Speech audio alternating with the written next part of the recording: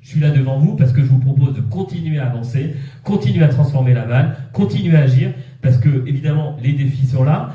Et je crois que le Laval mérite mieux que des retours en arrière. Et disons-le clairement, nous ne voulons pas de coupes budgétaires brutales à nos associations culturelles, sportives, de solidarité. Nous ne voulons pas d'une culture qui soit muselée, d'une liberté d'expression qui soit muselée, elle aussi, comme on peut le faire à la région des Pays de la Loire. Nous ne voulons pas non plus d'une ville sous la tutelle du conseil départemental qui concentrerait tous les pouvoirs et dont nous subirions tous les caprices. Ça, nous le refusons. Et nous ne voulons pas non plus des opérations de communication à coups de grandes roues, à coups de bateaux. Nous voulons de l'action réelle, concrète pour les habitants. Ça, c'est le Laval que je vais vous proposer pour 2026. Alors notre cap, il est clair. Avancer pour rassembler, rassembler pour avancer, rassembler malgré nos différences, évidemment, et c'est la démocratie, c'est la force de notre pays, c'est cette histoire issue des Lumières. Nous ne pensons pas toujours tous de la même manière. Mais malgré ça, on peut avancer ensemble et construire des compromis et un projet pour Laval. Et je crois que cette méthode, elle a été plébiscitée, sans appel. La grande enquête qu'on a menée auprès de plus de 900 répondants, il dit que 86% des Lavallois estiment que la ville a avancé et a progressé ces 6 dernières années. Et 76% des Lavallois qui ont répondu nous incitent, nous encouragent à continuer. Ça, c'est aussi du concret et des chiffres qui nous encouragent. Alors, s'il faut qualifier ce premier mandat, je crois que avec toute l'énergie, l'authenticité qui nous caractérise, il a donné de l'élan à Laval. Il a donné une puissance de transformation, de modernisation. Et c'est ce qu'on me dit, c'est ce que vous me dites, je reprends vos mots. Maintenant, il faut se projeter sur le prochain mandat. Je crois que le prochain mandat, c'est évidemment préserver cet élan, mais avoir une attention à chacun. Ce sera le mandat de l'attention aux familles, de l'attention aux aînés, de l'attention à nos jeunes, aux salariés, aux bénévoles, aux plus vulnérables. Cette attention que je veux porter autour d'une vision pour Laval. D'abord, un Laval qui protège, et j'y reviendrai, un Laval qui prépare son avenir, et puis un Laval qui conserve sa convivialité, sa fraternité, qui est une des caractéristiques les plus fortes de notre ville. Nous avons plus de 600 associations à Laval. Ce sont d'autant plus de bénévoles qui s'engagent et qui font la vitalité de notre ville. Alors moi, je prends un engagement solennel devant vous. Nous garantirons les moyens, les subventions à nos associations, parce que c'est l'âme de notre ville, c'est notre bien commun. Il faut le préserver, le chérir, le préserver, parce que c'est l'âme d'une ville. Et moi, je vous le dis, si demain vous voulez être maire de Laval, il faut aimer Laval, il faut aimer ses associations et aimer ses habitants engagés. Alors cette énergie populaire, c'est notre identité, c'est notre force, et c'est ce qui fait sans doute que depuis 6 ans, ben oui, on l'assume, on fait de la politique autrement. Je pense que si vous avez élu un maire à 30 ans, c'est pour son énergie, c'est pour son dynamisme, son enthousiasme et son authenticité. C'est ce qu'on a été pendant ces 6 ans.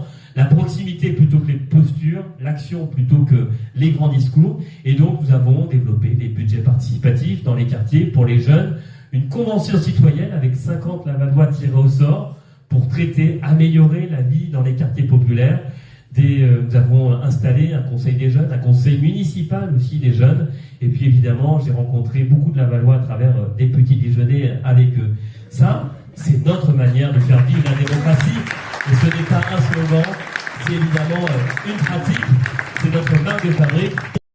La simplicité, rester comme on est. Donc moi, je sais que même s'il reste beaucoup à faire, je pense que la parole de 2020 a été tenue. Et après 6 ans, l'équipe municipale peut être fière et je pense qu'on peut à nouveau les applaudir pour cette action sur ces 6 années. Moi, je constate nos adversaires prendre en photo des poubelles qui débordent, des drapeaux malmenés par la tempête, beaucoup de photos, beaucoup de communication, et j'entends surtout, et ça m'inquiète, agiter les peurs, agiter le repli sur soi, les peurs et surtout la peur de l'insécurité. Alors oui, l'insécurité, elle existe, on ne la nie pas, on la regarde en face. Cette insécurité, elle est notamment nourrie par le narcotrafic. Et ce narcotrafic, il touche toutes les villes de France, tous les villages de France. Et c'est un combat national qu'on doit mener. J'étais encore il y a quelques jours avec le maire d'Evron, Joël Ballandreau, qui se réjouissait après un an de dur travail avec la gendarmerie d'avoir démantelé un trafic de stupéfiants dans son centre-ville. Ça montre bien que c'est un combat national qu'on doit mener avec des policiers nationaux et en nombre suffisant au commissariat de Laval. Et c'est un combat qu'on continuera à mener. Et je vous le dis, regardez les chiffres, les résultats sont là. Le principal indicateur qui a baissé, c'est la délinquance des mineurs. Et les mineurs, c'est qui? Ce sont nos enfants, ceux qu'on veut accompagner, ceux qu'on veut faire réussir. Et moi, je me réjouis que la délinquance des mineurs se soit fortement baissée, diminuée à Laval sur ces 6 dernières années. Et vous le verrez, la délinquance sur l'année 2025, regardons les chiffres au global, la délinquance, elle baisse. Ça, c'est des résultats concrets que nous menons en commun. Donc, pas de leçon, évidemment, à recevoir sur les questions de sécurité, puisque l'équipe municipale a pris ses responsabilités. J'entends également sur le commerce beaucoup de choses. Et là, je le dis, attention au double discours. On ne peut pas avoir un centre-ville dynamique et en permanence dénigrer l'attractivité de ce même centre-ville, avec des halles qui seraient moribondes, avec un centre-ville qui ne serait pas accessible. Moi, je le dis, nous avons pris un temps d'avance avec les halles gourmandes. Nous avons pris un temps d'avance quand, pendant le Covid, nous avons été la première agglomération à mettre en place des tickets commerçants. Vous savez, pour soutenir la consommation et soutenir les commerçants de nos centres-villes. Nous avons doublé les bars, enfin les terrasses des bars, des terrasses des cafés, pour remettre de la convivialité au sortir du Covid. Nous avons aussi monté une foncière commerciale. C'est quoi une foncière commerciale? C'est un outil financier qui permet de racheter des cellules commerciales qui, aujourd'hui, payent des loyers très élevés parce que les appartements au-dessus des immeubles, eh ben, ils sont vides. Nous, avec cette foncière, on est coup double. On rachète l'immeuble, on remet des appartements à niveau, on les reloue, et donc on remet des habitants dans le centre-ville, et grâce à la location, on peut baisser les loyers des commerçants. Ça, c'est du concret, ça, c'est du solide, et c'est fait depuis 2020. Et c'est pour ça que j'ai confiance en notre centre-ville. Il va résister, il résiste, et je pense qu'il résiste mieux à la conjoncture nationale que de nombreux centres-villes, parce que nous avons pris un temps d'avance.